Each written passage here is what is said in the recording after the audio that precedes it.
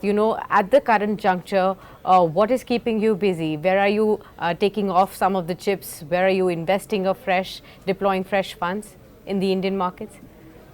Well, in the Indian markets, we have reduced our exposure to some of the small and mid caps and increased our exposure to some of the larger caps. And for the simple reason that I think the valuations got too stretched, the bullishness is too much.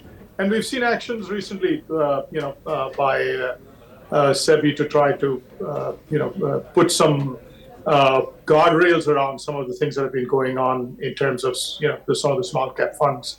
But the reality is that it still remains a market where there are a lot of interesting companies across the size spectrum.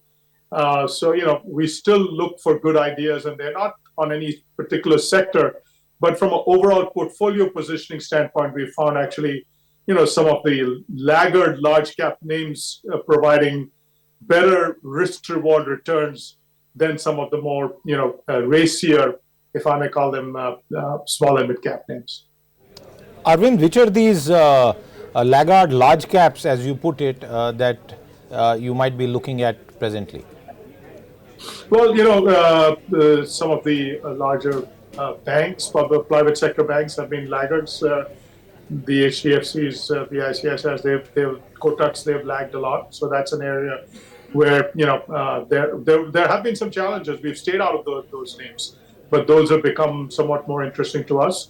We're looking at some of the companies and some of the other consumer-related, but not directly consumption-related names. In the air conditioning names, somebody like a Voltas could be interesting.